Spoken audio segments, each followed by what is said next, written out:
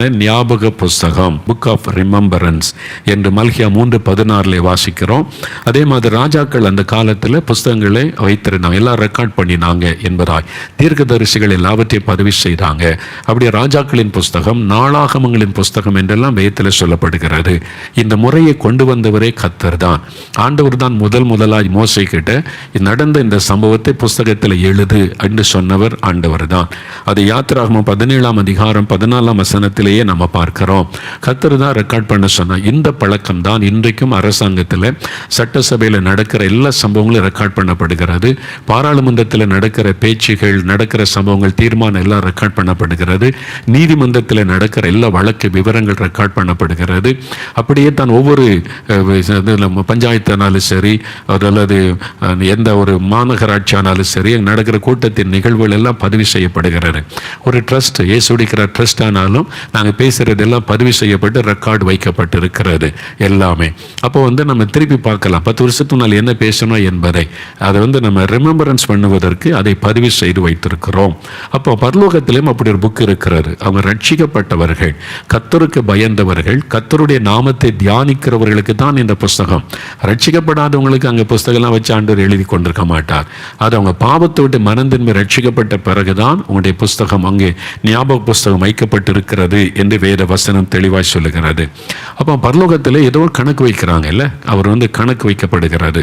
பரலோகத்திலே உங்களுடைய பலன் மிகுதியாக இருக்கும். பரலோகத்திலே பொக்கிஷத்தை சேர்த்து வைங்க அப்படிலாம் ஆண்டவர் சொல்கிறார்ல. அப்போ அங்கே எப்படி சேர்த்து வைக்கிறது, அங்கே என்ன கணக்கு? அப்போ அங்கே கணக்கு வைக்கப்படுகிறது அப்படின்னு அர்த்தம். நீங்கள் பேங்கில் ஒரு அக்கௌண்ட் ஆரம்பிங்கன்னா நீங்கள் பணம் போட போட அந்த அக்கௌண்ட்டில் சேர்ந்துக்கிட்டே இருக்கும். பணம் எடுத்தீங்கன்னா கழிச்சிருவாங்க, போட்டிங்கன்னா அதை கூட்டி வச்சுருவாங்க. அப்போ அக்கௌண்ட் இருக்கிறது, கணக்கு இருக்கிறது.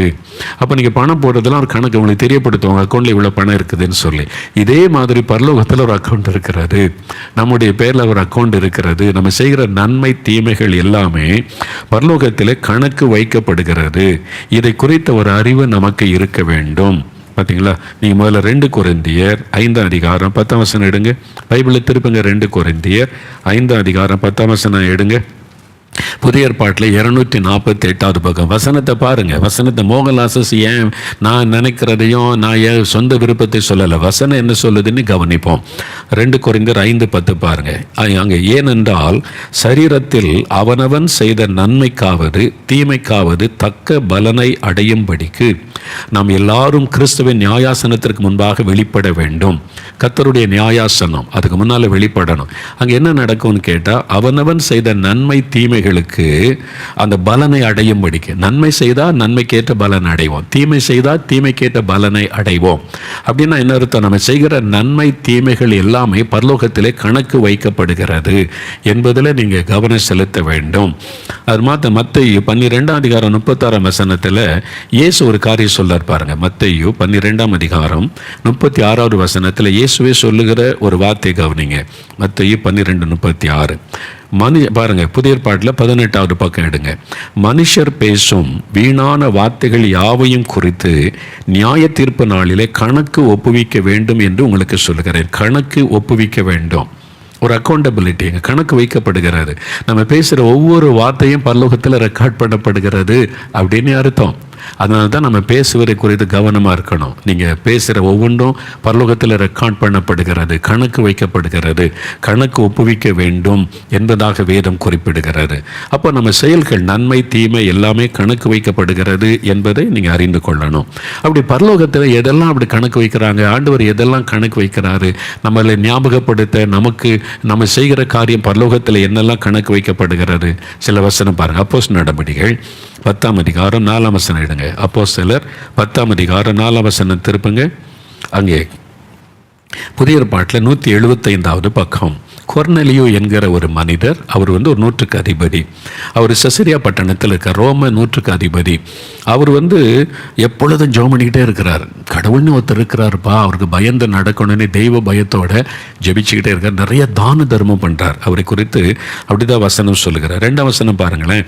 அந்த கொர்நெலியு என்கிற மனிதர் தேவ பக்தி உள்ளவனும் தன் வீட்டார் அனைவரோடும் தேவனுக்கு பயந்தவனமாயிருந்து தன் குடும்பத்திலோட சொல்ல, நம்ம உண்டாக்கின கடவுள் ஒருத்தர் இருக்கிறாரு, அந்த தெய்வ பயம் நமக்கு இருக்கணும், இஷ்டப்படி நடக்கூடாது அப்படின்னு தன் வீட்டாருக்கெல்லாம் அந்த தெய்வ பயத்தை உண்டாக்கி இருக்கிறார். பாருங்களேன் எவ்வளோ அழகாக நடத்தி இருக்கிறார். நீங்கள் உங்கள் பிள்ளைகளோடு உட்காந்து பேசுகிறீங்களா? அப்படி நம்மளை பார்க்குற ஒரு ஆண்டவர் இருக்கிறாரு, நம்ம என்ன பண்ணாலும் தேவன் அதை கவனிக்கிறாரு. அந்த தெய்வ பயம் நமக்கு இருக்கணும். அப்போ தான் நம்ம தப்பு பண்ணாமல் பரிசுத்தமாக வாழுவோன்னு பிள்ளைகிட்ட சொல்லி கொடுக்குறீங்களா? சின்ன வயசுலேயே சொல்லி கொடுக்கணும். நான் அப்பா உங்களை பார்க்காட்டாலும் அம்மா பார்க்காட்டாலும் ஆண்டவர் உங்களை பார்த்து கொண்டு இருக்கிறார். நீங்கள் என்ன பேசுகிறீங்க, என்ன செய்கிறீங்க எல்லாமே ஆண்டவருக்கு தெரியும். அவர் எல்லாத்தையும் ரெக்கார்ட் பண்ணி கொண்டு இருக்கிறார். அவருக்கு மறைவாக ஒன்றுமே கிடையாது என்பதை குறித்து அவளுக்கு தெளிவாக சொல்லி கொடுக்கணும். பார்த்தீங்களா, இவர் தெய்வ பயத்தோடு ஜனங்களுக்கு மிகுந்த தர்மங்களை செய்து எப்பொழுதும் தேவனை நோக்கி ஜெபம் பண்ணி கொண்டிருந்தார். அப்போ ஆண்டவர் ஒரு நாள் பார்க்குறார், பரலோகத்தில் என்ன நடக்கிறது அப்படின்னு கேட்டால், இந்த பரலோகத்தில் அவருடைய ஜெபம் தான தர்மெல்லாம் போய் நிற்கிறான். அது எப்படி சொல்கிறீங்க? 4வது வசனம் பாருங்கள். ஒரு தேவதூதனை தேவன் பரலோகத்திலேருந்து அனுப்புகிறார். இந்த கொர்நேலி வீட்டுக்கு தேவதூதனை அனுப்புகிறார். அந்த பரலோகத்திலேருந்து இறங்கி வந்த தேவதூதனை என்ன சொல்கிறான் பாருங்கள். அந்த தேவதூதனை அவர் உற்று பார்த்து பயந்து, ஆண்டவரே என்ன என்றான். இது இப்போ தான் ஃபஸ்ட் டைமாக பார்க்குறான் தேவதூதனை. இது மாதிரி கேள்விப்பட்டதே இல்லை கொர்நேலியோ. என்னடா திடீர்னு அப்படியே ஒரு பிரகாசமான உருவம் நிற்குது, அதனால் இவர் கடவுளாக இருப்பாரோ, ஆண்டவரே என்ன அப்படின்னு கேட்குறாரு. அப்போது ஆண்டவர் சொன்னதை இந்த தேவதூதன் சொல்லுகிறார். அப்பொழுது அவன், உன் ஜெபங்களும் உன் தர்மங்களும் தேவனுக்கு நினைப்பூட்டுதலாக அவர் சந்நிதியில் வந்து எட்டி இருக்கிறது. பார்த்தீங்களா, உன்னுடைய என்னெல்லாம் வந்திருக்குன்னா, உன்னுடைய ஜெபங்களும் உன்னுடைய தர்மங்களும் பரலோகத்துக்கு தேவனுக்கு நினைப்பூட்டுதலாய் வந்திருக்கிறது. அப்போ கொர்நேலி இங்கிருந்து ஜெபிக்கிறாரு, அந்த ஜெபம் பரலோகத்தில் தேவனுக்கு முன்பாய் போகிறது. இங்கே ஏழைகளுக்கெல்லாம் உதவி செய்கிறார், சாப்பாடு இல்லாதவங்க சாப்பாடு கொடுக்குறாரு, ஹெல்ப் பண்ணுறாரு. அது பரலோகத்துக்கு எப்படி போகிறது? கணக்கு வைக்கப்படுகிறது. அங்கே எழுதப்படுகிறது, இந்த ஆள் இவ்வளோ ஜெபிச்சிருக்கிறாரு, இன்னென்ன காரியத்துக்கு ஜெபம் பண்ணி இருக்கிறாரு, இவ்வளோ ஏழைகளுக்கு உதவி செய்யிருக்கிற இந்த ரெக்கார்டு, அந்த பதிவு பெருக பெருக பெருக ஆண்டவர் பார்க்குறாரு, யார் இந்த ஆள் இவ்வளோ ஜெபம் பண்ணுகிறார், இவ்வளோ ஏழைகளுக்கு உதவி செய்கிறாரு, ஆனால் இன்னும் ரட்சிக்கப்படலை, அதனால் ரட்சிப்பின் வழி அவருக்கு சொல்லிக் கொடுக்கணும் அப்படின்னு பேதுருவை அனுப்புவதற்கு தேவதூதனை அனுப்பி கர்த்தர் செய்தி சொல்லுகிறார். அப்போ நீங்கள் அறிந்து கொள்ளுங்க, நம்முடைய ஜெபங்கள் தேவனுக்கு முன்பாய் நினைப்பூட்டுதலாய் போகிறது. பார்த்தீங்களா, அதை நினைப்பூட்டுதலாக ஆண்டவர் நினைவு கூறும்படி இது வந்திருக்குது. ஜெபம், நம்ம செய்கிற தான தர்மம் ஆண்டவருடைய சமூகத்தில் போகிறாரு. ஆனால் அந்த ஏழைகளுக்கு இறங்குகிறவன் கர்த்தருக்கு கடன் கொடுக்கிறான்னு வசனம் சொல்லுது. நீங்கள் ஒரு ஏழை பார்த்து, ஒரு விதவை, ஒரு சாப்பாட்டுக்கு வழி இல்லாத ஒரு ஏழைக்கு ஒரு 50 ரூபா அப்படி கொடுக்குறீங்கன்னா, பரலோகத்தில் உங்கள் கணக்கில் 50 ரூபாய் வரவு வைக்கப்படும். அங்கே கணக்கு வைக்கப்படும் பரலோகத்தில். அதான் பரலோகத்தில் பொக்கிஷத்தை சேர்த்து வைங்கன்னு ஆண்டவர் சொன்னதுக்குரிய அடையாளம். பரலோகத்துக்கு எதெல்லாம் போகும் அப்படின்றத அறியணும். ஒன்று நம்முடைய ஜெபங்கள், ரெண்டாவது நம்முடைய தான தர்மங்கள் பரலோகத்துக்கு போகும். இன்னொன்று பாருங்கள், சங்கீதம் 56:8, 56ஆம் சங்கீதம் 8வது வசனத்தை இடங்களேன். பைபிளில் ஒரு காரியம் சொல்லப்படுகிறது. அங்கே தாவீது ஒரு காரியத்தை சொல்றார், என் அலைச்சல்களை தேவரீர் எண்ணி இருக்கிறீர், என் கண்ணீரை உம்முடைய துருத்தியில் வையும், அவைகள் உம்முடைய கணக்கில் அல்லவோ இருக்கிறது. பரலோகத்தில் என்னுடைய கண்ணீரை துரைத்தில வையும், உம்முடைய கணக்கில் இருக்கிற தேவன் அதை கணக்கு வைத்திருக்கிறார் என்பதை அறிக்கையிடுகிறார்.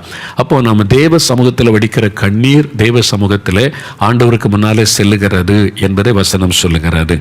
அப்போ நல்லா அறிந்து கொள்ளுங்க. அதனால் நீங்கள் சும்மா உட்காந்து அப்படியே வருத்தப்பட்டு, ஐயோ நான் என்ன பண்ணுறது, நான் அப்படி ஆயிட்டேன்னு அழுதிங்கன்னா அந்த கண்ணீர் பரலோகத்துக்கு போகாது. கண்ணீரை வீணாக்காதங்க. நீங்கள் 1 சாமுவேல் 1ஆம் அதிகாரத்தை வாசித்தீங்கன்னா 7வது வசனத்தில் கூட அன்னாள் சாப்பிடாமல் அழுது கொண்டே இருப்பாள், கண்ணீர் வடிச்சுக்கிட்டே இருப்பா. என் வாழ்க்கை இப்படி இருக்கு, நான் மட்டும் இப்படி ஆயிட்டேன், எனக்கு மட்டும் குழந்தை இல்லை, என்னை மட்டும் நிந்திக்கிறாங்க, நான் இப்படி ஆயிட்டேன், தன்னை நினைச்சு தனக்காக அழுது கொண்டே இருந்தாள். அந்த கண்ணீர் பரலோகத்துக்கு போகாது. அதனால தான் உடனே பதில் வரல. ஆனால் 10வது வசனத்தில் அவள் தேவ சமூகத்தில் போய் ஆண்டவருக்கு முன்னால் தன் இருதயத்தை திறந்து மனம் கசந்து தன்னுடைய பாரத்தை எல்லாம் தேவ சமூகத்தில் ஊற்றி கண்ணீர் விட்டு ஜெபித்த போது அந்த கண்ணீர் பரலோகத்துக்கு போனது. பார்த்தீங்களா, உங்களுடைய சொந்த காரியமாக இருக்கலாம், நீங்கள் தேவ சமூகத்தில் போய் மனம் திறந்து அழுது ஜெபிச்சிங்கன்னா அந்த கண்ணீர் பரலோகத்துக்கு போகும். அதே மாதிரி ஆத்துமாக்களுக்காக நீங்கள் கண்ணீர் வடிக்கும் போது, ஒரு ஆத்துமா ரட்சிக்கப்படணும், என் கணவர் ரட்சிக்கப்படணும், என் பிள்ளைகள் ரட்சிக்கப்படணும் அப்படின்னு, என் தேசம் ரட்சிக்கப்படணும், என் கிராமம் ரட்சிக்கப்படணும், என் ஜனமெல்லாம் ரட்சிக்கப்படணும் நீங்கள் அழுது ஜெபிக்கும் போது அந்த கண்ணீர் பரலோகத்தில் தேவனுக்கு முன்பாய் அதை நினைப்பூட்டுதலாக கணக்கு வைக்கப்படுகிறது.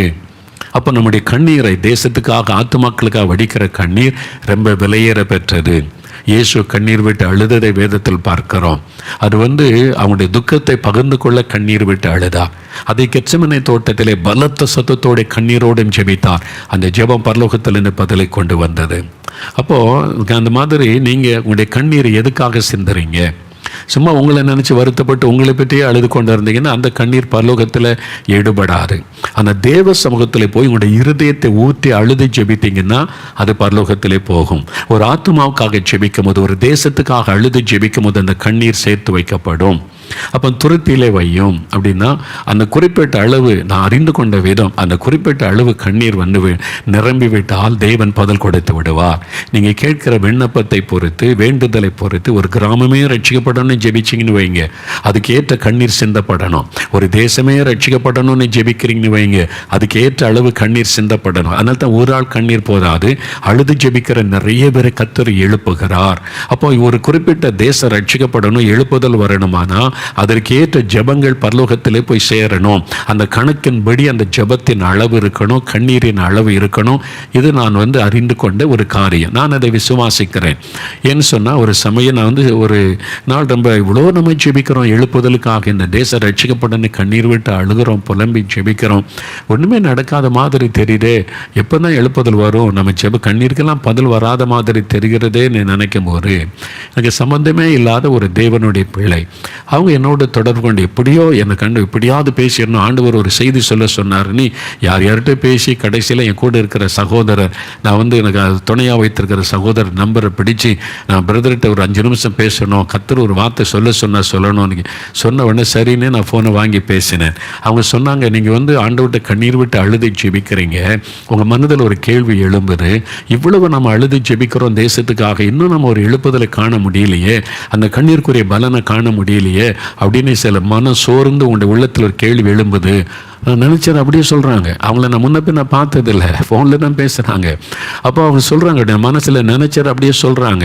அப்படியே நான் கேட்டுக்கிட்டே இருக்கேன். சரி, அப்போ ஆண்டவர் நான் உங்கள்கிட்ட ஜெபித்த போது உங்களை குறித்து என்னோட பேசினார். என் மகன் இப்படி நினைக்கிறான், என்னுடைய இந்த தேசத்தின் மக்கள் பண்ணின கண்ணீர் எல்லாம் எழுப்புதலுக்காகவும் ரட்சிப்புக்காக இந்திய மக்களுக்காக வடித்த கண்ணீர் எனக்கு முன்பாக துருத்தியில் வைக்கப்பட்டிருக்கிறது. அப்போ நான் எதிர்பார்த்த அளவு ரொம்ப நெருங்கி விட்டு இன்னும் கொஞ்சம் அளவு கண்ணீர் வடித்து அதை நிரப்பப்பட்டு விட்டால் நான் எழுப்புதலை அனுப்பிடுவேன், மாபெரும் ஒரு ரட்சிப்பு உண்டாகும், இன்னும் கொஞ்சம்தான், இதை மகனுக்கு சொல் என்று அவர்கிட்ட கர்த்தர் பேசி இருக்கிறார். நான் என்ன கேள்வியை மனசில் எழுப்பினேன்னா அந்த கேள்விக்கு பதில் எனக்கு சம்பந்தமே இல்லாத தெரியாத ஒரு ஆள் மூலமா ஆண்டவர் பேசி பதில் சொல்ல வச்சார். எனக்கு ரொம்ப உற்சாகம். அப்போ என் கண்ணீர் வீண் போகலை, பரலோகத்தில் தேவன் அதை கணக்கு வச்சிருக்கிறாரு. நம்ம இந்திய மக்கள் வடிக்கிற எல்லா கண்ணீரும், நம் தேசத்துக்காக சிந்தப்பட்ட கண்ணீரெல்லாம் பரலோகத்தில் தேவன் கணக்கு வைத்து கொண்டிருக்கிறார். அது நிரம்பின உடனே எழுப்புதல் வந்துடும். இன்னும் கொஞ்சம் தான் சொல்லி இப்போ அதிகமாக இப்போ கண்ணீர் வடிக்க அது நிரம்பணும், அந்த அளவு ஜெபிச்சிடணும்னு சொல்லி அப்போ நம்முடைய கண்ணீரை தேவன் பரலோகத்திலே கணக்கு வைக்கிறார். ஆத்மாவுக்காக நாம் அடிக்கிற ஒவ்வொரு சொட்டு கண்ணீரும் ரொம்ப விசேஷமானது. பல ஆண்டுகளுக்கு முன்பாக ஒரு முறை என்னுடைய காரியமாக ஒரு நாள் ரொம்ப நான் துக்கப்பட்டு அழுதுட்டேன். அப்போ ஆண்டவர் சொன்னார், மகனே, உன் கண்ணீர் வீணாக கூடாது, don't cry for your self, உனக்காக கண்ணீர் வடிக்காத, நீ ஆத்துமாக்களுக்காகத்தான் உன் கண்ணீர் சிந்தப்படணும், மற்றவர்கள் ரட்சிக்கப்பட தேசத்துக்காகத்தான் உன் கண்ணீர் சிந்தப்படணும், உனக்காக உன் காரியமாய் நீ அழாத, நான் உனக்கு எல்லாவற்றிலும் துணை நின்று நடத்துவேன் என்று சொன்னார். அதிலிருந்து நான் எனக்காக எந்த சொந்த காரியமா, என் காரியமா, மற்ற உலக காரியமா, எந்த காரியத்தை கண்ணீர் விட்டு ஜெபிப்பது இல்லை. சிம்பிளாக ஜோமன் அவ்வளோதான். ரொம்ப பாரம் எடுத்து அதே ஆண்டவர் நிறைவேற்றி தந்துடுவார். ஆனால் ஆத்துமாக்கள் தேசத்துக்காக வரும்போது அந்த கண்ணீரை ஆண்டவர் தருகிறார். ஆண்டவர் சொன்னது அதுதான், உன் கண்ணீர் வீணாக கூடாது, நீ ஆத்துமாக்கள் தான் கண்ணீர் வடிக்கணும். உங்க கண்ணீர் சாதாரணமானது அல்ல.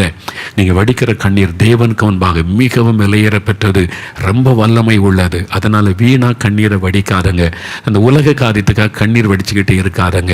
அதனால தான் ஆண்டவர் சொல்ல, அந்த பிசாசு உலக காரியத்தின் பாரத்தை கொடுத்து நம்மளை அள வச்சுக்கிட்டே இருப்பான்.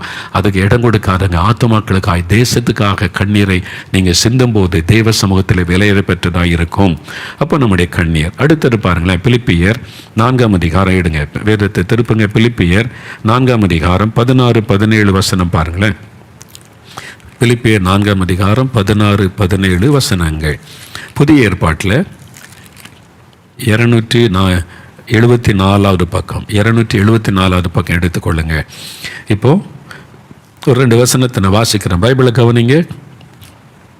மேலும் அதாவது 15, 16, 17 அந்த வசனத்தை 3 வசனம் வாசிக்கும். மேலும் பிலிப்பியரே, சுவிசேஷத்தின் ஆரம்பத்திலே நான் மக்கதோனியாவிலிருந்து புறப்பட்ட போது, மக்கதோனியா என்ற ஒரு பட்டணம், கொடுக்கல் வாங்கல் காரியத்தில், கொடுக்கல் வாங்கல் பண விஷயம், கொடுக்கல் வாங்கல் காரியத்தில் நீங்கள் மாத்திரம் எனக்கு உடன்பட்டதை அல்லாமல் வேறு ஒரு சபையும் உடன்படவில்லை என்று நீங்கள் அறிந்திருக்கிறீர்கள்.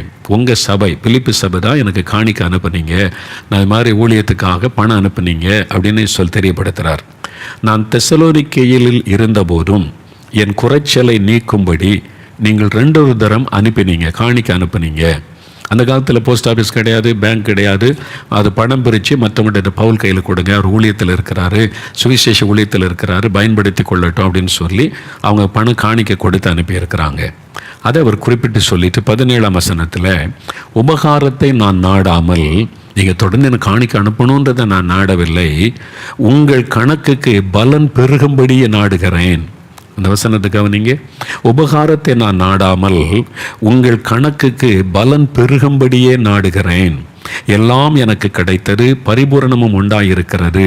உங்களால் அனுப்பப்பட்டவைகளை, அந்த காணிக்கையை சுகந்த வாசனையும் தேவனுக்கு பிரியமான உகந்த பலியுமாக எப்பாப்பிராத்தேத்துவின் கையில் வர பற்றி கொண்டபடியால் நான் திருப்தி அடைந்திருக்கிறேன். எப்பாப்பிராத்தேத்துன்ற விசேஷன்கிட்ட கொடுத்து அனுப்புகிறாங்க காணிக்கை. பவுலுக்கு அந்த ஊழியத்துக்காக அதை பெற்றுக்கொண்டார். அதான் சொல்றார், என் தேவன் தம்முடைய ஐஸ்வர்யத்தின்படி உங்கள் குறைவெல்லாம் கிறிஸ்துவ இயேசுக்குள் நிறைவாக்குவார். தன்னுடைய பரலோக ஐஸ்வர்யத்தின்படி உங்களுடைய குறைவை நிறைவாக்குவார் தான் அது ஒரிஜினலாக சொல்லப்பட்டிருக்கிற ஒரு காரியம். அப்போது இந்த வாக்கு தத்தத்தை எல்லாரும் பயன்படுது. என் தேவன் தம்முடைய ஐஸ்வர்யத்தின்படி குறைவெல்லாம் நிறைவாக்குவார். இது யாருக்கு கொடுக்கப்பட்ட வாக்கு தத்தம் தெரியுமா? யார் யார் ஊழியத்துக்கு காணிக்க கொடுப்பீங்களோ அவங்களுக்கு தான் இந்த வாக்கு தத்தம். ஏன்னா பரலோகத்தில் உங்களுடைய பலன் பெருகும்படி. அப்போ நல்லா அறிந்து கொள்ளுங்க, பரலோகத்தில் தேவன் நீங்கள் கொடுக்கிற காணிக்கைகளை வரவு வைக்கிறார், கணக்கு வைக்கிறார், உங்கள் கணக்குக்கு பலன் பெருகும்படி. அப்போ நீங்கள் ஊழியத்துக்கு காணி கொடுக்கும்போது, தசம்பாகத்தை கொண்டு சபையில் கொடுக்கும்போது, சபை ஊழியத்துக்கு உதவி செய்யும் போது, ஒரு மிஷினரியை நீங்கள் தாங்கி மிஷினரிக்கு பணம் அனுப்பும்போது, ஒரு ஆலயம் கட்ட பணம் கொடுத்து ஆலயம் இல்லாத கிராமத்துக்கு உதவி செய்யும் போது, சுவிசேஷ ஊழியங்களுக்கு உதவி செய்து தேவனுடைய ராஜ்யத்தை கட்டுகிற ஊழியங்களுக்கு பணம் அனுப்பும் போது, தேவன் அதை பார்த்து பரலோகத்திலே உங்கள் கணக்கில் வரவு வைக்கப்படுகிறது. இவங்க இந்த ஊழியத்துக்கு இவ்வளோ பணம் காணிக்க அனுப்பி இருக்கிறாங்க, சுவிசேஷத்தை அறிவிக்க தேவனுடைய ராஜ்யத்தை கேட்டு அனுப்பி இருக்கிறாங்கன்னு உங்கள் பேரில் பரலோகத்தில் கணக்கு வைக்கப்படுகிறது. உங்கள் பேங்க் அக்கௌண்ட் பரலோகத்தில் இருக்குது. நீங்கள் இங்கே ஊழியத்துக்கு கொடுக்கறது, ஏழைகளுக்கு கொடுப்பதெல்லாம் பரலோக அக்கௌண்ட்டில் வரவு வைக்கப்படுகிறது. ஒரு நாள் உங்களுக்கு ஒரு தேவை வருதுன்னு வைங்களேன், பிள்ளைகளை படிக்க வைக்கணும், திருமண காரியம், ஒரு ஆஸ்பத்திரி செலவு வந்துட்டு ஆண்டவரே எங்களுடைய தேவையை சந்தியோன்னு ஜெபிக்கும் போது அந்த பரலோக அக்கௌண்ட்டில் செக் பண்ணுவாங்க. நான் அப்படி தான் விசுவாசிக்கிறேன். செக் பண்ணுவாங்க, இவங்க அக்கௌண்ட்டில் எவ்வளோ பணம் இருக்குது. இவங்க யாருக்கும் ஒரு உதவியும் செஞ்சது கிடையாது, இவங்க எந்த ஊழியத்துக்கும் காணி கொடுத்தது கிடையாது, எந்த ஏழைகளுக்கும் உதவி செய்யாது. எங்கள் அக்கௌண்ட்டில் எல்லாம் காலியாக இருக்குது, பணமே இல்லைன்னா தேவன் எப்படி உங்களை ஆசீர்வதிப்பார்? லூக்கா 6:38 எனக்கு கொடுங்கள் உங்களுக்கு கொடுக்கப்படும். நீங்கள் ஆண்டவருக்கு கொடுத்தாதான் அதை தேவன் உங்களுக்கு பல மடங்காய் திருப்பி தருவார். அழுமிக்கை குலுக்கி சரிந்து விழும்படி உங்கள் மடியிலே போடப்படும் என்று சொல்லப்பட்டிருக்கிறார். உங்கள் அக்கௌண்ட்டில் பணம் இல்லையே, அதை வச்சு தான் தேவன் உங்களை ஆசீர்வதிப்பார். அதனால தான் நீங்கள் கொடுத்துக்கிட்டே இருக்க பரலோக அக்கௌண்ட்டில் உங்கள் கணக்கு பெருகிக்கிட்டே இருக்கும். அதனால தான் ஆண்டவர் சொல்வார், பரலோகத்திலே பொக்கிஷங்களை சேர்த்து வைங்க. நீங்கள் ஊழியத்தை கொடுக்கும்போது பரலோகம் உங்கள் அக்கௌண்ட்டில் அது சேர்க்கப்படும். ஒரு ஏழைகளுக்கு உதவி செய்யும் போது உங்கள் பரலோக அக்கௌண்ட்டில் அது கணக்கு வைக்கப்படும், அங்கே சேர்க்கப்படும். அதை வைத்து தான் உங்களை தேவன் ஆசீர்வதிப்பார், உங்களுடைய தேவைகளை சந்திப்பார். விளங்குதா? அப்போ நீங்கள் இந்த வசனத்தை நல்லா புரிந்து கொள்ளுங்க. உங்கள் கணக்குக்கு பலன் பெருகும்படி நாடுகிறேன். அந்த கணக்கு அங்கே பரலோகத்தில் பொக்கிஷம் பெருக பெருக அதை வைத்து தான் பூமியிலையும் உங்களை கர்த்தர் ஆசீர்வதிக்க முடியும். அதனால் நீங்கள் அறிந்து, நீங்கள் ஊழியத்துக்கு காணிக்க அனுப்புறீங்கன்னா மறந்துடாருங்க, பரலோகத்தில் அது அக்கௌண்ட். நாங்கள் இயேசுவின் ஊழியத்துக்கு நீங்கள் ட்ராக்ஸ் எடுக்க பணம் அனுப்புகிறீங்க, மிஷினரி ஊழியத்துக்கு பணம் அனுப்புகிறீங்க, இந்த மாதிரி இந்த நிகழ்ச்சி மூலமாக கர்த்தருடைய வசனம் பரவட்டுன்னு காணிக்க அனுப்புகிறீங்க, நாங்கள் உங்களுக்கு ரசீது அனுப்பி தேங்க்ஸ் லெட்டர் அனுப்புவோம். எங்கள் அக்கௌண்ட்டில் உங்கள் பணம் வர வைக்கப்படும். அதே சமயத்தில் பரலோகத்தில் வர வைக்கப்படும். இவங்க இந்த ஊழியத்துக்கு தேவனுடைய ராஜ்யம் கேட்டு இந்த பணம் அனுப்பி இருக்கிறாங்க, பரலோகத்தில் கணக்கு வைக்கப்படும். தெரியுமா அது உங்களுக்கு? அதை தான் பவுல் குறிப்பிடுகிறார். உங்கள் பரலோகத்தில் உங்களுடைய கணக்குக்கு பலன் பெருகும்படி நான் நாடுகிறேன். பரலோகத்தில் வர வைக்கப்படும். எவ்வளோ த்ரில்லிங் இல்லை, ஆச்சரியம் இல்லை, ரொம்ப சந்தோஷம் இல்லை? வசனத்தை நம்ம தியானிக்க ரொம்ப இன்ட்ரெஸ்டிங்காக இருக்கும். அப்போ அதனால தான் மத்தேயு 6:20, 20-21 பாருங்கள். மத்தேயு 6:20-21 வசனம் பார்ப்போம். மத்தேயு 6 எடுங்க, பைபிளில் இயேசு என்ன சொல்கிறாரு பாருங்கள். மத்தேயு 6:20-21 பரலோகத்திலே உங்களுக்கு பொக்கிஷங்களை சேர்த்து வையுங்கள், அங்கே பூச்சியாவது துருவாவது கெடுக்கிறதும் இல்லை, அங்கே திருடர் கன்னமிட்டு திருடுகிறதும் இல்லை. உங்கள் பொக்கிஷம் எங்கே இருக்கிறதோ அங்கே உங்கள் இருதயமும் இருக்கும். பூமியில் பணம் சேர்க்கணும், வீடு மேலே வீட்டு வாங்கணும், நிலத்துக்கு மேலே நிலம் வாங்கணும், காருக்கு மேலே கார் வாங்கணும்னா உங்களுடைய இருதயம் அது மேலே தான் இருக்கும். ஐயோ இது ஏதாவது திருடிடுவானோ, இது ஏதாவது போயிருமோன்னு. ஆனால் இந்த உலகத்திலே சொத்து சேர்க்கறதுலையே நீங்கள் கவனமாக இருக்கிறீங்க. பரலோகத்தில் சொத்து சேர்த்து இருக்கிறீங்களா? பரலோகத்திலே உங்களுடைய பொக்கிஷத்தை சேர்த்து இருக்கிறீங்களா? பரலோகத்துக்கு எப்படிங்க பொக்கிஷம் அனுப்புறது? நீங்க தேவனுடைய ராஜ்யத்தை கட்டுகிற ஊழியத்துக்கு கொடுக்கும்போது ஆசீர்வாதத்தட்டு வாங்கி பெருமை காமிச்சிங்கன்னா அது பரலோகத்துக்கு போகாது, அறிந்து கொள்ளுங்க. அது உங்கள் பெருமைக்காக வாங்கினீங்க. நான் என் குடும்பம் எத்தனை லட்சம்னாலும் நாங்கள் வாங்குவோம் அப்படின்னு சொல்லி அந்த பெருமைக்கு செய்கிற ஒரு காசும் பரலோக அக்கௌண்ட்டில் ஏறாது, அறிந்து கொள்ளுங்க. அதே சமயத்தில் குஜராத்தில் பீகாரில் மிஷினரிகள் ஊழியம் செய்கிறாங்க. என் சார்பாக ஒரு மிஷினரி ஊழியம் செய்யட்டும், ஆத்மாக்கள் ரட்சிக்கப்படணுமே என்ற ஒரு ஆத்மா பாரத்தோடு அனுப்புறீங்க பாருங்க, அந்த பணம். அப்போ சுவிசேஷ ஊழியத்திற்கு உங்களோட பணம் செலவு செய்யப்படுதா? தேவனுடைய ராஜ்யம் கட்டப்படுவதற்கு செலவு செய்யப்படுதா? ஆண்டவர் அதன் மூலம் மகிமைப்படுகிறாரான்னு யோசித்து அந்த ஊழியத்துக்கு நீங்க கொடுக்கும்போது பரலோக அக்கௌண்ட்ல வரவு வைக்கப்படும். எல்லாம் புரிந்து கொள்ளுங்க. அவங்க அக்கௌண்ட்ல பரலோகத்தில் வரவு வைக்கப்படும். அதான் பரலோகத்தில் பொக்கிஷம் சேர்ப்பது. நீங்கள் இப்போ ஒரு ஏழைகளுக்கு ஒரு விதவைக்கு, ஒரு கஷ்டப்படுறவங்களுக்கு, தகப்பன் இல்லாத பிள்ளைக்கு நான் உன்னை படிக்க வைக்கிறேன்னு ஒரு ஹெல்ப் பண்ணுறீங்க. ஒருத்தருக்கு ஒரு உணவு வாங்கி கொடுக்குறீங்க. நீங்கள் ஒரு தண்ணி, அதுக்கு ஒரு சின்ன ஒரு உணவு வாங்கி கொடுத்தாலும் பரலோக அக்கௌண்ட்டில் அதை ஏற்றிடுவாங்க, அங்கே கணக்கு வைக்கப்படும். அப்போ அதன்படி கர்த்தர் உங்களை ஆசீர்வதிப்பார் என்பதை மறந்துறாங்க. அதனால் ஆண்டு சொல்கிறாரு, பரலோகத்திலே உங்களுடைய பொக்கிஷம் இருக்கணும் என்பதாய். அப்போ அவன் காணியை கொடுத்துட்டா பரலோகத்தில் பொக்கிஷம் சேர்ந்துடும்ல. அப்போ ஆண்டவர் பரலோகத்து பெயரில் நல்லா அறிந்து கொள்ளுங்க. நீங்கள் ரட்சிக்கப்பட்ட பிறகு உங்கள் பெயர் ஜீவ புஸ்தகத்தில் இருந்தால் தான் உங்கள் காணிக்கு பரலோகத்தில் வரவு வைக்கப்படும். இல்லாட்டா பூமியிலேயே நீங்கள் செய்த நன்மைக்கு பூமிக்குரிய பலனை மட்டும்தான் பெற முடியும், பரலோக ஆசீர்வாதத்தை பெற முடியாது. என்னங்க அப்படி சொல்கிறீங்க? காணி கொடுத்த எல்லாம் பரலோகத்துக்கு போகாதா? வசனம் வாசிங்க. 2 கொரிந்தியர் 8ஆம் அதிகாரம் எடுங்க. பைபிள் வசனம் என்ன சொல்லி பாருங்க. 2 கொரிந்தியர் 8ஆம் அதிகாரம். நீங்கள் அந்த ஊழியக்காரர் சொன்னார், இந்த ஊழியக்காரர் சொன்னார் நம்பாருங்க. வசனம் என்ன சொல்லுதுன்னு பாருங்க.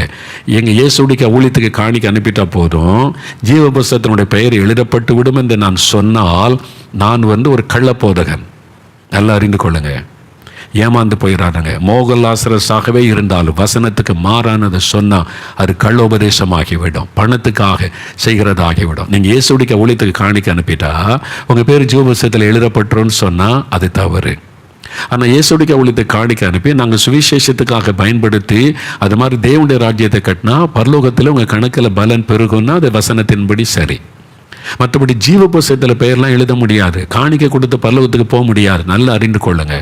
அதுக்கு எங்கே பைபிள் வசனம் எடுங்க. 2 கொரிந்தியர் 8ஆம் அதிகாரம் 1-3 வசனம். நல்லா கவனிங்க, பைபிளை திருப்புங்க.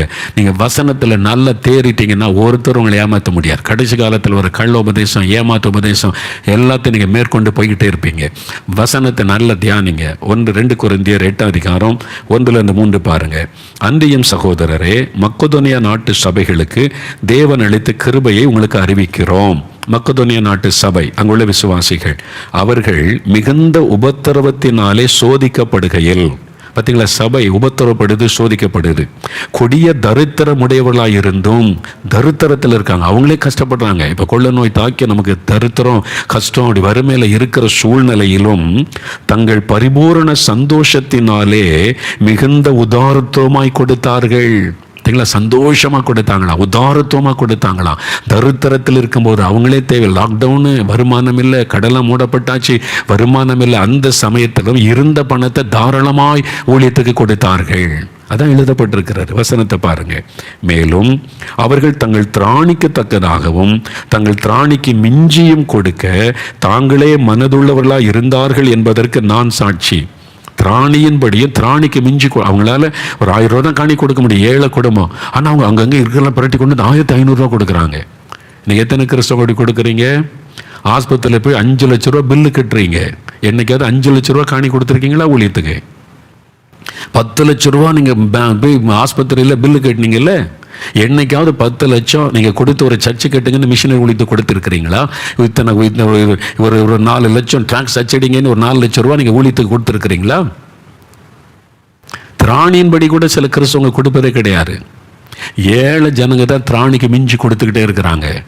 லட்ச லட்சமாக சம்பாதிக்கிற நிறைய கிறிஸ்தவங்க நீங்கள் பூமியில் சேர்த்து சேர்த்து வைக்கிறது ஒன்றும் பரலோகத்துக்கு வராது. பரலோகத்தில் பொக்கிஷம் சேர்த்து வச்சுருக்கீங்களா? நீங்களே யோசித்து பாருங்க. ஆஸ்பத்திரிக்கு பில்லு கட்டுற அளவு கூட நீங்கள் கர்த்தருக்கு கொடுக்கலையே. உங்கள் கல்யாண வீட்டில் வீண் செலவு பண்ணீங்களா, ஆடம்பர செலவு பண்ணுற அளவுக்கு கூட நீங்கள் ஊழியத்துக்கு கொடுக்கலையே. யோசித்து பாருங்க. ஒரு நாள் கூத்துக்காக மேடை அலங்காரத்துக்கு எத்தனை லட்சம் செலவு பண்ணீங்க. நான் வந்து அதை குறைய சொல்ல, உங்களுக்கு வசதி இருக்கு செய்யுங்க. அதை விட அதிகமாக ஊழியத்துக்கு கொடுத்துருக்கீங்களா? அதான் கேள்வி. ஊழியத்துக்கு கொடுத்துட்டு நீங்கள் அதை செய்யுங்க.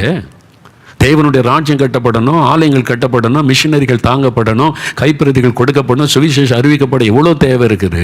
அதுக்கு நீங்கள் ஒன்றும் செலவு பண்ணாமல் ஆடம்பரமான திருமணம் நடத்தி அலங்காரம் பண்ணி நீங்கள் செய்யும் போது தேவன் அதை கவனிப்பாரா, கவனிக்க மாட்டாரா? இந்த யோசனையே நமக்கு இல்லை. தேவன் ஒவ்வொன்றையும் கவனிப்பார், ஒவ்வொன்றையும் கவனிப்பார். நீங்கள் எதுக்கு அதிக முக்கியத்துவம் கொடுக்குறீங்க? ஒரு நாள் கூத்துக்கு பெருமைக்கு எவ்வளோ பணம் செலவு பண்ணுறீங்க?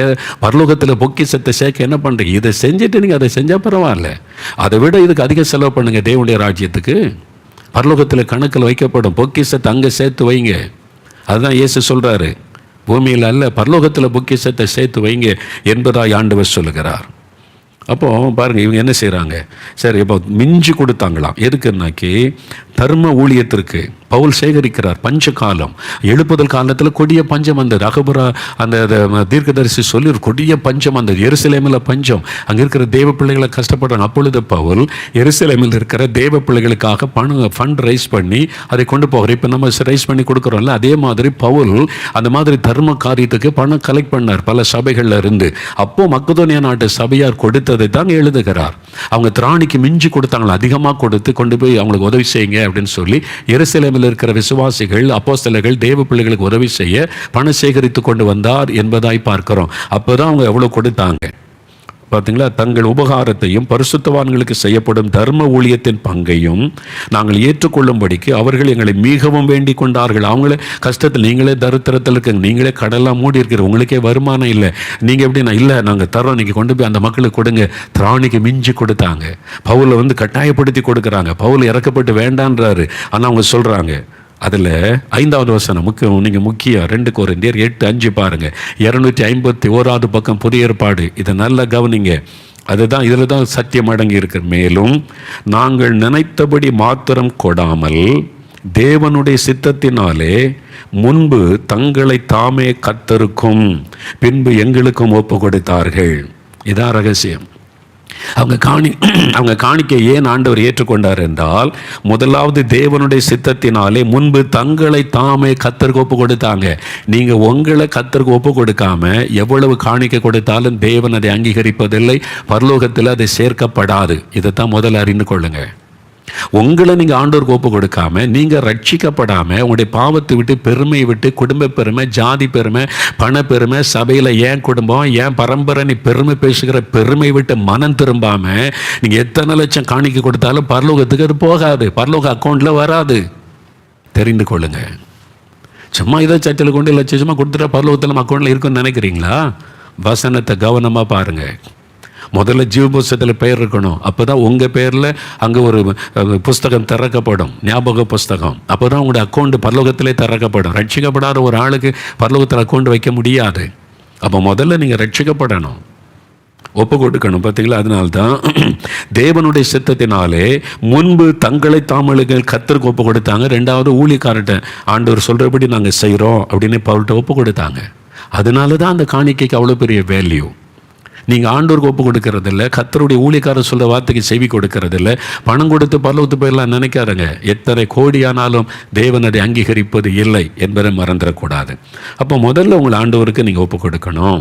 அதனால தான் பாருங்கள், மத்தேயு 5 அதிகாரத்தில் இயேசு ஒரு காரியம் சொல்கிறார் பாருங்க. மத்தேயு 5:23-24 பாருங்களேன். மத்தேயு 5:23-24 இயேசுவே சொல்றார், ஆகையால் நீ பலிபீடத்தினிடத்தில் உன் காணிக்கையை செலுத்த வந்து உன் பேரில் உன் சகோதரனுக்கு குறை உண்டு என்று அங்கே நினைவு கூறுவாயாகில் அங்கேதானே பலிபீடத்தின் முன் உன் காணிக்கையை வைத்து விட்டு போய் முன்பு உன் சகோதரனோடு ஒப்புரவாகி பின்பு வந்து உன் காணிக்கையை செலுத்து. நீ உள்ளத்தில் கசப்பையும் வெறுப்பையும் வச்சுக்கிட்டு சண்டை போட்டுக்கிட்டு உடன் பிறந்த சகோதரனோடு பேசுறதில்லை, கசப்பை வைத்துக்கொண்டு உன் காணிக்கை நான் ஏற்றுக்கொள்வதில்லை. முதல்ல ஒப்புரவாயிட்ட பிறவா உன் காணிக்கை அங்கே வச்சிரு, பெட்டியில் போடாத, நான் ஏற்றுக்கொள்ள மாட்டேன்னு கர்த்தர் இயேசு சொன்னதை பாருங்க. அப்போ காணிக்கை கொடுக்குறவங்க காணிக்கை கொடுக்க முன்னால் உங்களை இயேசுக்கு ஒப்பு கொடுத்துருக்கிறீங்களா? நீங்கள் உங்களை ஆண்டவருக்கு ஒப்பு கொடுக்காம இயேசுடைய ஊழியத்துக்கு காணிக்கை கொடுத்ததுனால பரலோகத்துக்கு போயிட முடியாது. பரலோகத்தில் உங்களுடைய பொக்கிஷம் சேராது. அப்போ பரலோகத்தில் உங்களுடைய பொக்கிஷம் சேர்க்கப்பட வேண்டுமானால் முதல்ல நீங்கள் ரட்சிக்கப்படணும், உங்களை ஆண்டவருக்கு ஒப்பு கொடுத்துருக்கணும். அப்போ தான் பரலோகத்தில் கணக்கு வைக்கப்படும். அப்போ நம்ம சில மிஸ்டேக் பண்ணிடுறோம். இந்த உலகத்தில் இருக்கும்போது சில தவறுகள் அதெல்லாம் பண்ணிடுறோம். அது எப்படி அப்படின்னு நினைக்கிறீங்களா? கடைசி அதை சொல்லி ஜெபிக்க போகிறோம். இப்போ நல்ல கவனிங்க. தேவன் கணக்கிலே வைக்கிறார் என்பதற்கான இன்னும் சில ஆதார வசனம் நான் வாசிக்கிறேன். மத்தேயு 10 அதிகாரம் எடுங்க, 42வது வசனம். மத்தேயு 10:42 பாருங்க. இயேசு சொல்ற ஒரு வார்த்தை, சீஷன் என்னும் நாமத்தின் நிமித்தம் இந்த சிறியரில் ஒருவனுக்கு ஒரு கலசம் தண்ணீர் மாத்திரம் குடிக்க கொடுக்கிறவனும் தன் பலனை அடையாமற் போகான். அவன் பலனை அடைவது. இது என்ன அப்படின்னு சொல்லப்பட்டிருக்கு பார்த்தா, வெளிப்படுத்தின விசேஷம் 22:12 பாருங்களேன். அப்போ உங்களுக்கு இது காரியம் தெளிவாக விளங்கும். வெளிப்படுத்தின விசேஷம் 22:12 இயேசுடைய 2ஆம் வருகை எழுதப்படுகிறது. இதோ நான் சீக்கிரமாய் வருகிறேன். இயேசு அந்த வார்த்தை சொல்லிட்டு, அவனுடைய கிரியைகளின்படி அவனுக்கு நான் அளிக்கும் பலன் என்னோட கூட வருகிறது. அப்போ சீக்கிரமாய் வருகிறேன்னு சொல்லிட்டு அவனுடைய கிரியைகளின்படி அவனுடைய செயலின்படி அவனுடைய கிரியைகளின்படி அவனுக்கு நான் அளிக்கும் பல ரிவார்டு. இது ரிவார்டு. அவனுக்கு நான் ரிவார்டு கொடுக்க போகிறேன், கனப்படுத்த போகிறேன். அவனுக்குரிய பலன் வருகிறது. அப்போ தீமை செய்தால் தீமைக்கேற்ற பலன் வரும், நன்மை செய்தால் நன்மைக்கேற்ற பலன் வரும். அதனால தான் நீங்கள் இதை அறிந்து கொண்டு இப்போ ஆண்டவர் சொல்கிறார் மத்தேயு 10:42 ஒரு ஊழியக்காரனுக்கு, இது கர்த்தருடைய ஊழியக்காரன் இயேசுவின் சீஷன் என்று சொல்லி ஒரு கப்பு தண்ணி கொடுத்தா போகிறோம். ஒரு கப்பு தண்ணி ஊழியக்காரனுக்கு ஒரு தாகத்துக்கு தண்ணி கொடுத்தாலே உங்களுடைய கணக்கில் அது எழுதப்படும். தேவன் அதற்கேற்ற பலனை நீங்கள் அடையாமல் போக மாட்டீங்க. தேவன் அதற்குரிய பலனை தருவார். என் ஊழியக்காரனுக்கு தாகத்துக்கு தண்ணி கொடுத்த, என் ஊழியக்காரனுக்கு நீ சுவிசேஷம் அறிவித்த என்னுடைய ஊழியக்காரனுக்கு நீ ஒரு ஆகாரம் கொடுத்த, சுவிசேஷம் அறிவித்த என் ஊழியக்காரனுக்கு ஒரு ட்ரெஸ் எடுத்து கொடுத்த, நீ தேவன் அதை கணக்கிலே வைத்திருப்பார். லூக்கா 6ஆம் அதிகாரம் 22-23 பாருங்க. லூக்கா 6 எடுங்க. லூக்கா 6ஆம் அதிகாரம் வேகமாக சீக்கிரம் எடுங்க. லூக்கா 6ஆம் அதிகாரம் 22-23 வசனம் பாருங்க. எதெல்லாம் தேவன் கணக்கு வைக்கிறார்னு பாருங்க. 22-23 மனுஷகுமாரன் நிமித்தமாக ஜனங்கள் உங்களை பகைத்து உங்களை புறம்பாக்கி உங்களை நிந்தித்து உங்கள் நாமத்தை பொல்லாததென்று தள்ளிவிடும் போது நீங்கள் பாக்கியவான்களாக இருப்பீர்கள். அந்நாளிலே நீங்கள் சந்தோஷப்பட்டு களி கூறுங்கள். ஏன்னா பரலோகத்தில் உங்கள் பலன் மிகுதியாயிருக்கும். பரலோகத்தில் உங்கள் பலன் இருக்கிறாரு, ஒரு ரிவார்டு இருக்கிறாரு. தேவன் அதை கணக்கு வச்சிருக்கிறாரு. என்னன்னா, இயேசுவின் நாமத்தின் நிமித்தம் நீங்கள் நிந்திக்கப்படும் போது, அவமானப்படுத்தப்படும் போது, உங்களை பொய்யா சொல்லி குற்றச்சாட்டு சொல்லி கேவலப்படுத்தும் போது, உங்களை பற்றி பத்திரிகையில் எழுதும் போது, உங்களை திட்டும் போது, உங்களை பற்றி வாட்ஸ்அப்பில் பொய்யான செய்திகள் எல்லாம் பரவ செய்து உங்களை அவமானப்படுத்தும் போது நீங்கள் பாக்கியவான்கள். நான் அப்படி தான் நினைச்சு ஆண்டவரை துதிப்பேன். உங்களை பற்றி இப்படி பேசுகிறார், அப்படி பேசுகிறார், இப்படி ஒரு காரியத்தை சொல்கிறார், அப்படி செய்கிறாருன்னா நான் சந்தோஷப்பட்டு ஆண்டவரை துதிப்பேன். நான் பாக்கியவான், எனக்குரிய பலன் பரலோகத்தில் இருக்கிறது. வசனம் சொல்லி இயேசு தான் சொல்கிறார் பாருங்க. மனுஷகுமாரன் நிமித்தம், இயேசுவின் நிமித்தம் ஜனங்கள் உங்களை பகைத்து உங்களை புறம்பாக்கி உங்களை நிந்தித்து இதெல்லாம் செய்யும்போது நீங்கள் பாக்கியவான்கள், பரலோகத்தில் உங்களுடைய பலன்.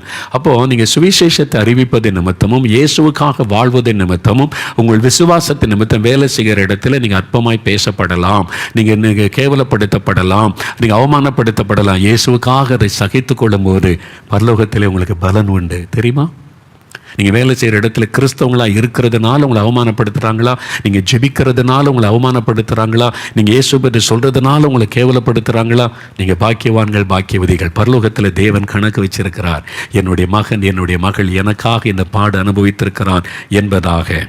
அதுதான் அந்த கிரியைகள் சொல்லப்படுகிறார். எபிரேயர் 6:10 வாசிங்க. எபிரேயர் 6ஆம் அதிகாரம் வேகம் எடுங்க. எபிரேயர் 6ஆம் அதிகாரம் 10ஆம் வசனத்தில் என்ன சொல்லப்பட்டிருக்கிறதுன்னு எப்படி பாருங்க. எபிரேயர் 6ஆம் அதிகாரம் 10ஆம் வசனம். ஏனென்றால் உங்கள் கிரியையையும் நீங்கள் பரிசுத்தவான்களுக்கு ஊழியம் செய்ததினாலும் செய்து வருகிறதினாலும் தமது நாமத்திற்காக காண்பித்த அன்புள்ள பிரயாசத்தையும் மறந்து விடுகிறதற்கு தேவன் அநீதி உள்ளவர் அல்லவே. உங்களுடைய கிரியைகளை, உங்களுடைய செயல்களை நீங்கள் ஊழியத்தின் நிமித்தம், நீங்கள் ஊழியக்காரர்களுக்கு செய்கிறது நிமித்தம் நீங்கள் செய்து வருகிற உங்களுடைய கிரியைகளையும் நீங்கள் காண்பித்த அன்பின் பிரயாசத்தையும் தேவன் மறந்து விடுகிறவர் அல்ல, கணக்கு வைக்கப்படும். நீ ஒரு ஊழியக்காரனுக்கு, ஒரு மிஷினரி ஊழியத்துக்கு, ஒரு சுவிசேஷ ஊழியத்துக்கு, ஒரு சபை ஊழியத்துக்கு நீங்கள் இப்போ உதவியாக இருக்கிறீங்க. உங்கள் பாஸ்டரை போய் ஆறுதல் படுத்துறீங்க, தைரியப்படுத்துறீங்க. நான் கூட வர்றேன் பாஸ்டர், செய்யலான்னு சொல்கிறீங்க. பிரதர், நான் உங்கள் கூட இருக்கிறேன், நான் உங்களுக்கு கூட இருக்கிறேன், நீங்கள் செய்யுங்க, தைரியமாக இருங்கன்னு ஒரு ஊழியக்காரனுக்கு துணை செய்கிறீங்க, ஒரு மிஷினரி ஊழியத்தை பலப்படுத்துறீங்கன்னா அதுக்குரிய பலன் தேவன் பரலோகத்திலே வைத்திருக்கிறார். தேவன் கணக்கு வச்சிருக்கிறார். உங்கள் பிரயாசத்தை தேவன் மறந்து விடுகிறவர் அல்ல. ஆனால் தான் வெளிப்படுத்தின விசேஷம் 2:2 உன் கிரியைகளையும் உன் பிரயாசங்களையும் நான் அறிந்திருக்கிறேன்னு சபைக்கு ஆண்டவர் சொல்லுகிறார். அப்போ சுவிசேஷத்துக்காக பிரயாசப்படணும், தேவனுடைய ராஜ்யத்தை கட்ட பிரயாசப்படணும். அந்த ஊழியத்துக்கு நீங்கள் துணை நின்றால் நீங்கள் கொடுக்கிற காணிக்கை, நீங்கள் கொடுக்கிற பொருள், ஒரு ஊழியக்காரனை உற்சாகப்படுத்துவது, அவனுக்கு துணை நிற்பது, உன்னுடைய உழைப்பை கொடுப்பது, நேரத்தை கொடுப்பது, அதெல்லாம் பரலோக கணக்கிலே வரவு வைக்கப்படும்.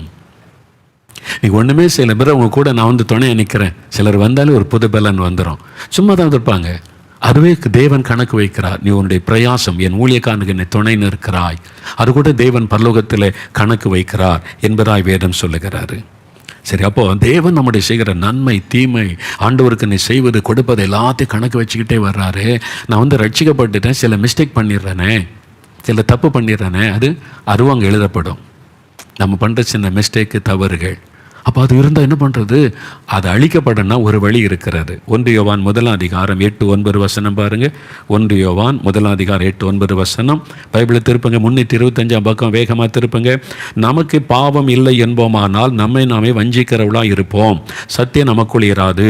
நம்முடைய பாவங்களை நாம் அறிக்கையிட்டால் பாவங்களை நமக்கு மன்னித்து எல்லா அநியாயத்தை நீக்கி நம்மை சுத்திகரிப்பதற்கு அவர் உண்மையில் நீதியுள்ளவராக இருக்கிறார். இது விசுவாசிகளுக்கு எழுதப்பட்ட நிருபம், ரட்சிக்கப்பட்டவங்களுக்கு எழுதப்பட்ட நிருபம். நான் ரட்சிக்கப்பட்டுட்டேன், என்ற பாவமே கிடையாதுன்னு யாரும் சொல்ல முடியாது.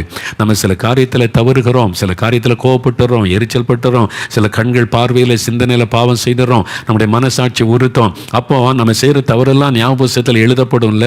அப்போ அது என்ன செய்யறதுன்னு கேட்டிங்கன்னா, அதுக்கு தான் நீங்கள் தேவ சமூகத்தில் தினமும் போய் ஆண்டவரே நம்முடைய இருதயத்தை ஆராய்ந்து பார்த்து, நான் இந்த மாதிரி மிஸ்டேக் பண்ணிட்டேன், என்னை மன்னிச்சிருங்க, என் கண்களின் பாவத்தை மன்னிங்க, சிந்தனையின் பாவத்தை மன்னிங்க, என் வாயின் வார்த்தையில் இந்த மாதிரி கோவப்பட்டுட்டேன், பேசிட்டேன், நான் எதிர்த்து பேசிட்டேன், இவங்களை காயப்படுத்திட்டேன், நான் மன்னிச்சிருங்கன்னு ஜெபிக்கும் போது இயேசுவின் ரத்தம் அதை அழிச்சிரும், எரேஸ் பண்ணிடும். நீங்கள் வந்து எல்லாத்துக்குமே டைப் பண்ணும்போது எரேசர்னு ஒன்று இருக்குது, பார்த்துருக்கீங்களா? எரேசர், அதை வச்சு அழிச்சிருவாங்க. அதே மாதிரி இயேசுவின் ரத்தம் தான் எரேசர், அழிப்பது. அப்போ நம்ம செய்த நன்மைகள் மாத்திரம் இருக்கும். நம்ம செய்த தவறுகளை அறிக்கை செய்யும் போது, அதான் 1 யோவான் 2:1 பாருங்க. நீங்கள் பாவம் செய்யாதபடிக்கு இவைகளை உங்களுக்கு எழுதுகிறேன். ஒருவன் பாவம் செய்வானானால் நீதிபரராய் இருக்கிற இயேசு கிறிஸ்து நமக்காக பிதாவினிடத்தில் பரிந்து பேசுகிறார். விசுவாசிகள் ரட்சிக்கப்பட்டவங்க பாவம் செய்யும் போது பிதா கிட்ட பரிந்து பேசி, என் பிள்ளைங்க தப்பு பண்ணிட்டாங்க, மன்னிச்சிருங்க, நான் ரத்தம் சிந்தி இருக்கிறேன், இன்னும் ஒரு விஷயம் இறங்குங்க. அப்போ நம்ம போய் பாவத்தை அறிக்கை செய்யும் போது இயேசு கிறிஸ்து பரிந்து பேசும்போது அதை இயேசுவின் ரத்தம் எரேஸ் பண்ணிவிடும், அழித்துவிடும். அதனால தான் நம்ம அனுதினமும் வேதம் வாசித்து தினந்தோறும் தேவ சமூகத்தில் போய் நம்முடைய இருதயத்தை திறந்து குறைகளை அறிக்கை செய்து ஜெபிக்கணும். பாவ அறிக்கை ஜெபம் என்பது ஒரு நாளோடு முடிந்து விடுவது அல்ல. அனுதினமும் ஆண்டவர்கிட்ட போய் அனுதினமும் நம்ம செய்கிற குறைகள் தவறுகளை அறிக்கையிட்டு அவருடைய ரத்தத்தினால் கழுவப்பட்டு ரட்சிப்பிலே பூரணத்தை நோக்கி கடந்து போகணும். ஆனால் தான் முடிவு பரியந்த நிலைநிற்போன்னு ரட்சிக்கப்படுவான்னு வசனம் சொல்லுகிறது. நீங்கள் பூரணத்தை நோக்கி கடந்து போங்கள், பரிசுத்தமாகிறவன் இன்னும் பரிசுத்தமாகட்டேன்னு வசனம் சொல்லுது. நான் முற்றிலும் பரிசுத்தமாயிட்டேன்னு ஒருத்தர் சொல்ல முடியாது. நான் இன்னும் பரிசுத்தமாகிறேன், அனுதினமும் பரிசுத்தத்திலே கடந்து போகிறேன். நம்ம அதை அறிக்கையிட்டு ஜெபிக்க இயேசுவின் ரத்தம் அதை எரேஸ் பண்ணிரும். அங்கே நன்மையானது மாத்திரம் தான் ஞாபக புஸ்தகத்தில் இருக்கும். இப்போ புரிந்தவங்களுக்கு எல்லாம் எளிமைன்னு இல்லைங்க, ஜெபிக்கணும். ஐயோ, நான் இந்த மாதிரி இனிமே இந்த ஞாபக புஸ்தகத்தில் நன்மை மட்டும்தான் எழுதப்படணும், நான் செய்கிற தீமைக்கு நான் இடம் கொடுக்க மாட்டேன், நான் முடிந்த அளவு பரிசுத்தமாக வாழ ஒப்பு கொடுப்பேன். ஒப்பு கொடுங்க. ஏதாவது தவறு செய்திருந்தா, பேசி இருந்தா, பார்த்திருந்தா, சிந்தித்திருந்தா ஆண்டவர்கிட்ட அறிக்கையிடுங்க. ஆண்டவரே, என் சிந்தனையில் எனக்கு பரிசுத்தம், என் சிந்தனையிலே செய்த பாவத்தை மன்னியும், என் பார்வையிலே செய்த பாவத்தை மன்னியும், என் வார்த்தையினால் செய்த பாவத்தை மன்னியும், நான் இப்படி நடந்து கொண்ட பாவத்தை மன்னியும், உம்முடைய ரத்தத்தினால் என்னை கழுவிறோம் அப்படின்னு ஜெபித்த உடனே இயேசுவின் ரத்தம் அதை அழிச்சிரும், அதை எரேஸ் பண்ணிடும். ஆனால் இயேசுவின் நாமத்தினால நன்மை செய்ய செய்ய செய்ய நீங்கள் மற்றவங்களுக்காக ஜெபிக்க தேசத்துக்காக ஜெபிக்கிறீங்களா, 3 மணி நேரம் 4 மணி நேரம், அதுக்கு நீங்கள் பலனை பரலோகத்தில் காண்பீங்க. நிச்சயமா காண்பீங்க. நீங்க சாதாரணமா நினைக்காருங்க. சிலர் 3 மணி நேரம் தேசத்துக்காக ஜெபிக்கிறீங்களே, பரலோகத்தில் ரெக்கார்ட் பண்ணப்படுகிறது. இந்த மகன் இந்த மகள் தேசத்துக்காக இவ்வளவு நேரம் ஜெபிக்கிறாங்க, அதை வைத்து தேவன் பலன் தருவார். அதனால தான் நான் தேசத்துக்காக ஜெபிச்சேன், வியாதி போய்விட்டது. தேசத்துக்காக ஜெபிச்ச கட்டி மறைந்து விட்டது. அதற்கேற்ற பலனை கர்த்தர் உங்களுக்கு தருகிறார். அதெல்லாம் பரலோகத்தில் உங்க கணக்கில் வரவு வைக்கப்படும். ஆனால் பாவங்கள் குறைகள் வரவு வைக்கப்படாமல் இருக்கணுமானா அனுதினமும் உங்களுடைய பாவத்தை அறிக்கை செய்து நீங்கள் பரிசுத்தத்துக்கு ஒப்பு கொடுத்து ஜெபிக்க அவருடைய ரத்தம் உங்களை கழுவும். எல்லாம் எழுமி நில்லுங்க, கண்களை மூடுங்க, ஒரு 2 நிமிடம் நீங்களே ஜெபம் பண்ணுங்க. ஆண்டவரே, எனக்காக எழுதப்பட்ட ஞாபக புஸ்தகத்திற்காய் ஸ்தோத்திரம். ஆண்டவரை துதிங்க. எனக்காக எழுதப்பட்டிருக்க ஞாபக புஸ்தகத்தில் நன்மைகள் மாத்திரம் இருக்கும்படி நான் வாழணும், நான் ஜெபிக்கணும், ஆத்துமாக்களுக்காக கண்ணீர் வடிக்கணும், தேசத்துக்காக ஜெபிக்கணும், மற்றவங்களுக்காக ஜெபிக்கணும். ஆண்டவரே, உம்முடைய ராஜ்யத்தை கட்டுகிற ஊழியத்துக்கு கொடுக்கணும். பெருமைக்காக கொடுக்க கூடாது, புகழுக்காக கொடுக்க கூடாது. உம்முடைய ராஜ்யத்தை கட்டுகிற பணிக்காக தாழ்மையோடு காணிக்கை கொடுத்து சபை ஊழியத்தை தாங்கணும், மிஷனரி ஊழியத்தை தாங்கணும், சுவிசேஷ ஊழியத்தை தாங்கணும். உம்முடைய ராஜ்யம் கட்டப்படணும், ஏழைகளுக்கு உதவி செய்யணும், தரித்திரருக்கு உதவி செய்யணும். அதுக்கு என்னை ஒப்பு கொடுக்கிறேன். பரலோகத்தில் என்னுடைய கணக்கில் அதெல்லாம் எழுதப்படணும். நான் பரலோகத்தில் என் பொக்கிஷத்தை சேர்த்து வைக்கணும். என்னுடைய ஜெபம், என்னுடைய கண்ணீர், என்னுடைய ஏழைகளுக்கு உதவி செய்கிற பொக்கிஷமெல்லாம் பரலோகத்தில் சேர்க்கப்படணும். அதுக்காக என்ன ஒப்பு கொடுங்க. நான் செய்த தவறுகளை மன்னியும். ஆண்டவரே, உம்முடைய ரத்தத்தினால் அதை அழிச்சிருங்க. நான் என் பார்வையில் பாவம் செய்துட்டேன், சிந்தனையில் பாவம் செய்துட்டேன், என் வார்த்தையினால் பாவம் செய்துட்டேன், என்னை மன்னிச்சிருங்க, என்னை பரிசுத்தப்படுத்துங்க. ஆண்டவரே, அதை அழிச்சிருங்க, உங்களோட ரத்தத்தினால கழுவிருங்க அப்படின்னு சொல்லி ஜெபம் பண்ணுங்க. இன்னும் 1 நிமிடம் தான் இருக்கு. நீங்களே ஜெபம் பண்ணுங்க, இருதயத்தில் கை வைத்து ஜெபம் பண்ணுங்க. ஆண்டவரே, இந்த சத்தியத்தை எனக்கு விளங்க பண்ணினதற்காக ஸ்தோத்திரம். இனி நான் ஜாக்கிரதையாக இந்த உலகத்தில் வாழணும், பரலோக சிந்தையோட நான் வாழணும், பரிசுத்த சிந்தையோட நான் வாழணும், பரலோகத்தில் பொக்கிஷத்தை சேர்த்து வைக்கணும்ன்ற எண்ணத்தோட நான் வாழணும், செயல்படணும். கிருபை தாங்க. ஞாபக புஸ்தகத்தில் எல்லாம் ரெக்கார்ட் பண்ணப்படுகிறது என்ற உணர்வோட நான் வாழணும். நன்மை தீமை எல்லாவற்றிற்கும் பலனை நீர் கொண்டு வருகிறீர். நான் நன்மை மாத்திரம் செய்திருக்கிற பலனை நான் காணணும். ஆண்டவரே, என்னை பரிசுத்தப்படுத்துங்க. உங்களோட ரத்தத்துக்கு ஒப்பு கொடுக்கிறேன். ஜெபிங்க. குட்டி பிள்ளைகள் கூட ஜெபம் பண்ணுங்க. அம்மாவை எதிர்த்து பேசினீங்களா, அப்பாவை எதிர்த்து பேசினீங்களா, நீங்க பேசுறதெல்லாம் பரலோகத்தில் ஆண்டவர் ரெக்கார்ட் பண்ணி வச்சிருவாரு.